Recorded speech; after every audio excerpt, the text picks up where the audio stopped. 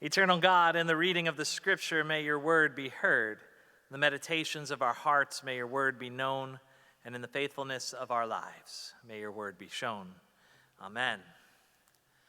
Our Scripture lesson this morning comes from Matthew's Gospel, and once again is a familiar one. So let's listen with fresh ears. Immediately, Jesus made the disciples get into a boat and go on ahead to the other side while he dismissed the crowds. And after he had dismissed the crowds, he went up the mountain by himself to pray. When evening came, he was there alone. But by this time, the boat, battered by the waves, was far from land, for the wind was against them.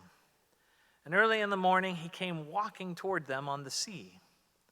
But when the disciples saw him walking on the sea, they were terrified, saying, "It's a ghost." And they cried out in fear. But immediately Jesus spoke to them and said, "Take heart, it is I. Do not be afraid." Peter answered him, "Lord, if it is you, command me to come to you on the water." So Jesus said, "Come." Peter got out of the boat and started walking on the water and came toward Jesus. But when he noticed the strong wind, he became frightened, and beginning to sink, he cried out, "Lord, save me." Jesus immediately reached out his hand and caught him, saying to him, "You of little faith, why did you doubt?" When they got into the boat, the wind ceased, and those in the boat worshiped him, saying, "Truly, you are the Son of God." Beloved, this is the word of the Lord. Thanks be to God.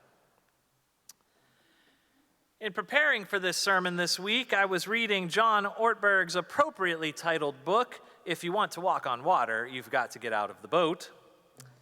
And in the opening chapter of this book, he tells the story of the time his wife took him for a hot air balloon ride on his birthday. They were there with another couple, and after exchanging some pleasantries, what do you do for a living, that kind of thing, they hopped into the basket, and according to John, that's where things all went wrong. For starters, the basket of the hot air balloon that they were riding was only about knee-high. And so one foul step, one wrong move, and you would tumble out of the basket to the earth below. So everybody stood very still. Looking for some comfort, John turned to the pilot of the hot air balloon to try and get some reassurance. And when he asked, "How did you get into flying hot air balloons?" the pilot responded that he had been driving around in his pickup after a night of heavy drinking and crashed. And so flying hot air balloons gave him something to do while he was waiting for his driver's license to be reinstated. And then this pilot followed up that revelation by saying, "By the way, if things get a little choppy on the way down, don't be surprised. I've never flown this particular hot air balloon before, and I'm not sure how it's going to handle the descent." Realizing in that moment they were 1,000 feet up with an unemployed surfer who was starting to fly a hot air balloon because he got drunk and crashed a pickup truck, the wife of the other couple looked at Pastor John and said, "You're a pastor. Do something religious." "So," says John, "I took an offering." Life is full of terrifying moments, some of which we seek out and some of which find us uninvited. How do we manage these moments of terror, and what does our faith call us to do in those moments? And the story we read this morning is used to answer that question so often that it almost becomes cliche, but it is true. If you want to walk on water, you've got to get out of the boat. So let's explore what living the life of faith in the midst of fear looks like. For starters, our story begins with Jesus finally getting some alone time. Remember last week, Jesus was out in a deserted place because he had just heard that his friend John the Baptist had died. He'd gone out to this deserted place, I think, to get some space and some time to sort through what he was feeling and to grieve. And apparently the place he chose wasn't all that deserted because more than 5,000 people followed him. I love you all deeply, but if I go home from my post-church nap and 5,000 of you come with me, I'm going to be frustrated. So Jesus takes his time and dismisses the crowd after feeding them, and then he goes up on the mountain by himself to pray. As a subpoint to this sermon, if you find yourself needing from time to time to be alone, to pray, to be with God in the midst of a busy season of life, that's not selfish. That's Christ-like. Now, there are any number of humorous points in this story, one of which I think is when Jesus tells his disciples to get into the boat and go to the other side, surely they asked, how are you going to get there? And I just kind of picture Jesus with this smirk going, you'll see. You'll see. And see, they do. While they're out in the boat, they're getting battered by the waves in this storm. As a side note, I love that the Bible just assumes that storms are going to be a part of life. They're not signs of weakness or wrath or punishment. They just are. And it must have been quite the storm for these lifelong fishermen to be a little bit unnerved by it. They're out fighting the waves, they're fighting the wind, and all of a sudden they see a figure walking on the water. Another little funny line in this text, if only because of its simplicity, they were terrified. No kidding. No kidding. The Greek word for terrified here is tarasso, which means to be stirred up. It makes sense, right? Between the wind and the waves and the ghosts on the water, these disciples are a bit unnerved. They're a little bit churned up. And Jesus says to them, take heart. It's me. Because I'm a nerd, that reminds me of a scene in Star Wars. In Return of the Jedi, the rebellion are sneaking through the woods to knock out a rebel base, and Han Solo sees a few guards over there and says, leave them to me. Luke Skywalker snaps back, quietly, we don't want to get caught. To which Han smiles and says, relax, it's me. And Luke and Leia look at each other with faces that suggest that they absolutely cannot relax just because it's Han Solo, which is affirmed by the fact that he steps on a twig minutes later, gives away the entire location of the mission. Reminds me, though, relax, it's me. That's something that so many are screaming at us in our world today, aren't they? Relax, the right political party is in command. Relax, the stock market is strong. Relax, the Penguins will be good this season. I don't trust any of those, do you? There's something about all of those examples that causes me not to relax. I know who's asking. And especially with the third one, I know they're not trustworthy. But when Jesus says, take heart, it's me, well, that hits a little bit differently, doesn't it? I know who's asking, and I know he's trustworthy. I know who's asking, and he's not asking me to relax. He's asking me to take heart, because Jesus is all about heart, isn't he? Still, Peter needs to know who it is that's calling him to take heart. And if I haven't said it enough lately, I love Peter. Ready, fire, aim, Peter.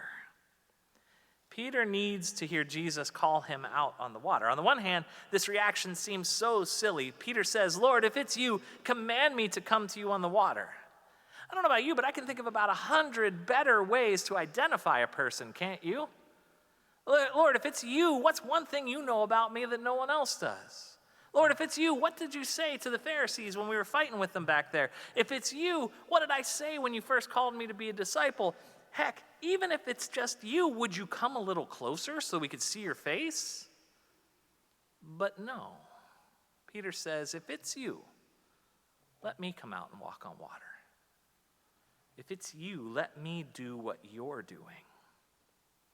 That's the difference between wanton risk and obedience. Had Peter just stepped out of the boat on his own, he simply would have been engaging in risk. And there are plenty of frightening things that we do in this life just to get a cheap thrill, or other people do. Skydiving? No, thank you. Skateboarding? All right. Ripping the do not remove tag off your mattress. That'll help you feel alive, won't it? Risk has its place, but risk by itself very rarely leads to growth. Peter's not interested in risk. Peter, as John Ortberg puts it, does something religious.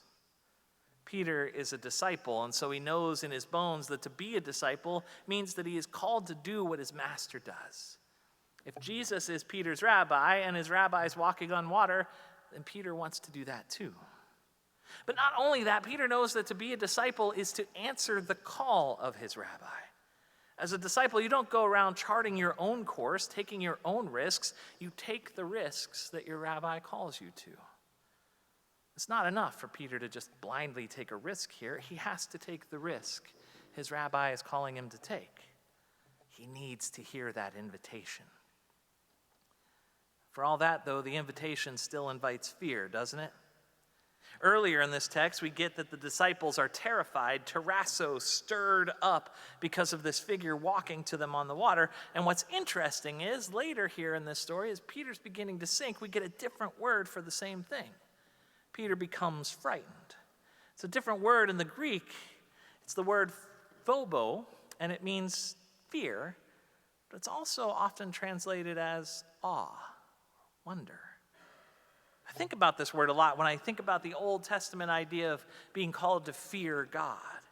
If you've ever been in a cathedral of any kind, staring up at the grand work of art, you know this feeling where you're unsettled, but it's bringing you to awe.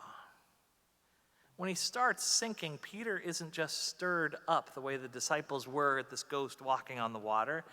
He's afraid, but the kind that gives way to awe for what's going on around him. He's afraid, but in a way that shows that he has some reverence for the person in front of him. He's afraid. But I wonder if he already knows the answer to what he's about to cry out, Lord, save me.